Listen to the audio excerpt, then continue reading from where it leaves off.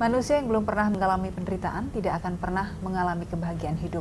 Dikutip dari Khalil Gibran, Christy Damayanti adalah contoh seorang yang penuh semangat dan kegigihan yang luar biasa dalam memanfaatkan seluruh keistimewaan beliau dalam berkarya di tengah keterbatasannya. Sebelum kita berbicara mengenai karya yang luar biasa yang dihasilkan oleh Mbak Christy, 7 buku sebenarnya yang justru dihasilkan setelah Mbak Christy melewati stroke dan sebagai stroke dan kanker dan yang sebagai tadi. cancer survivor. Iya, penyintas. Mbak Christy, Ya.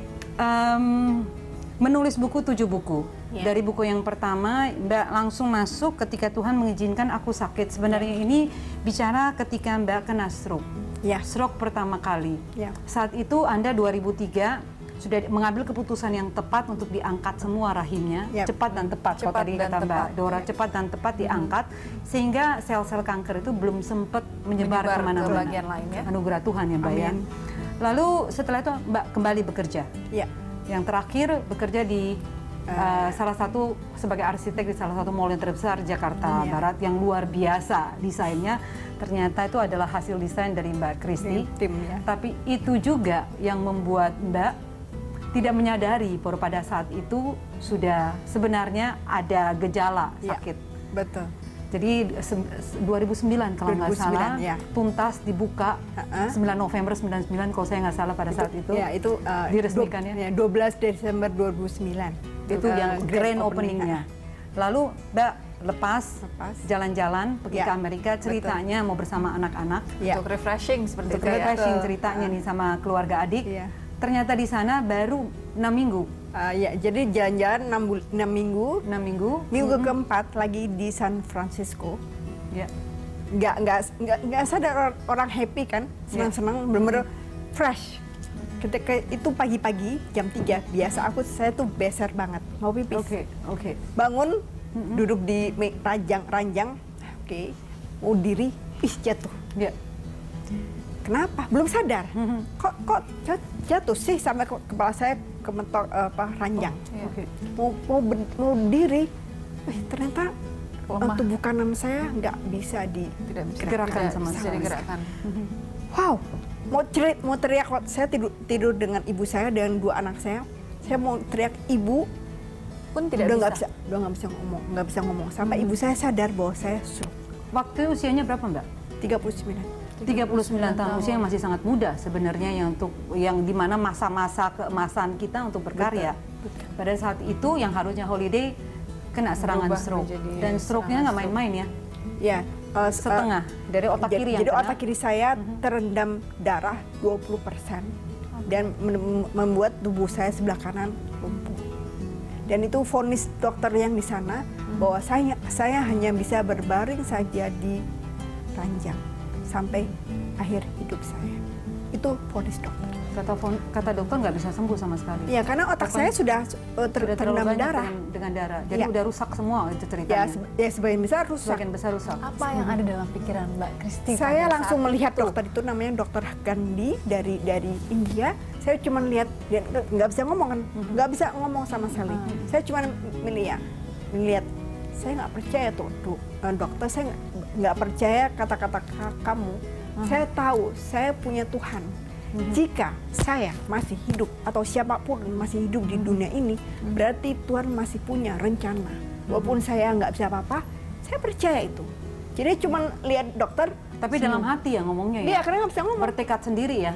Cuma senyum.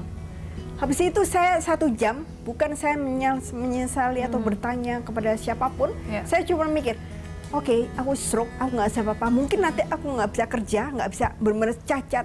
Terus anakku gimana? Aku punya 2 anak masih SD, SD sama sekolah SMP, dasar ya. dan saya single parent, orang tua saya sudah tua. So, gimana anak saya? 1 jam saya mikir, Ya. sampai saya menyerah. Oke Tuhan, kalau saya nggak bisa apa-apa, saya percaya Tuhan bantu saya. Ya. Itu aja. Habis itu saya happy. Bahkan dokter dan suster-suster di sana bilang, Christy, bahasa Inggris saya mengerti, walaupun saya udah error, saya tetap mengerti bahasa Inggris. Christy, kamu tuh waktu itu saya adalah pasien yang paling parah di rumah sakit ini.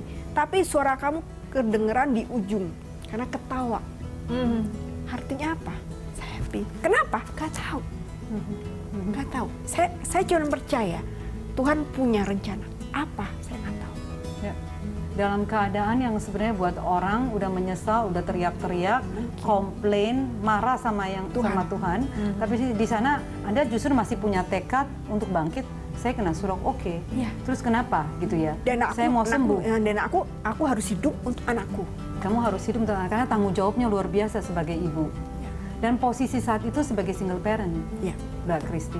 Kondisi seperti itu saja sudah bisa menghasilkan banyak buku yang seperti kita hadirkan di sini ya. Betul. Mbak Novi, luar biasa. Apa sih semangatnya? Kekuatan apa sih Mbak gitu? Yang jelas saya percaya Tuhan ada di sini. Saya punya 2 anak. Saya harus membimbing mereka. Walaupun saya cacat. Ya. Saya punya Tuhan pasti punya rencana apa jika ya saya sembuh, Ya. kalau saya tidak stroke, apakah saya bisa nulis? Belum. Saya pasti tetap full kerja di lapangan. Mbak, tapi pada saat proses Anda kena stroke, langsung harus ada terapi kan? Saya ingat buku yang pertama ini Ya. kan tanpa edit. Sama sekali. Anda harus salah satu terapi adalah menulis. Ya. Menulisnya itu mulai seperti anak baru belajar Oh, iya. menulis dan Ya. baca. Iya. A-nya itu kalau bisa dilihat nanti kita akan tampilkan bagaimana tulisannya itu gemeteran, tulis tangan ya Mbak ya, Iya. supaya dia bisa balance lagi ceritanya pada saat itu. Kayak bayi. Kayak bayi, benar-benar untuk Orang ngomong aja sulit bicara sekali. aja ngomong tuh dari A B C E kan di Amerika waktu itu A B C ngomong itu nggak bisa. Minum nggak bisa.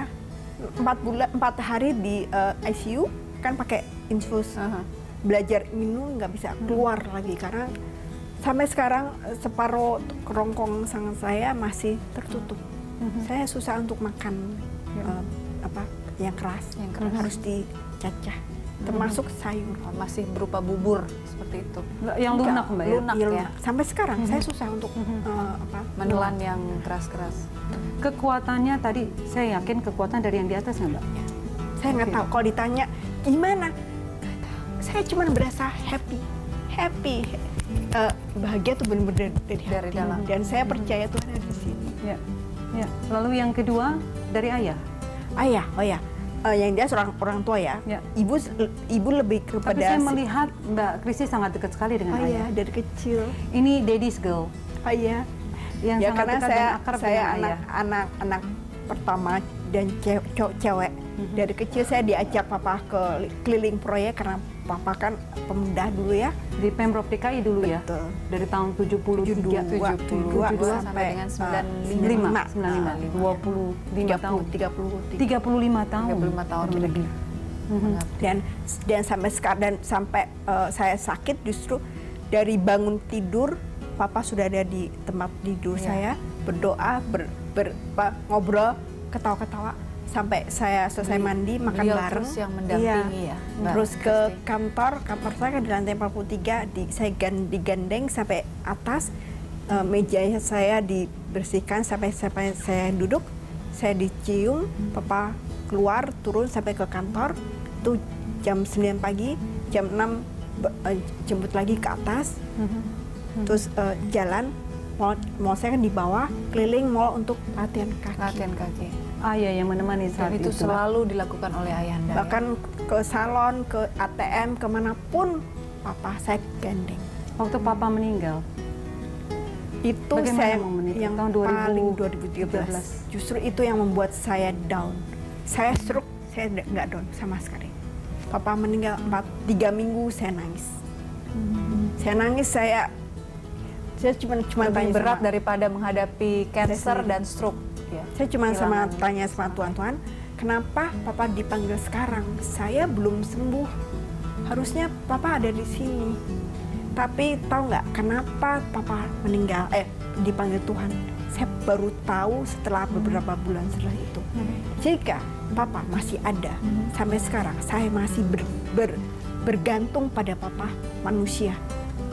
Padahal Tuhan mau kita bergantung pada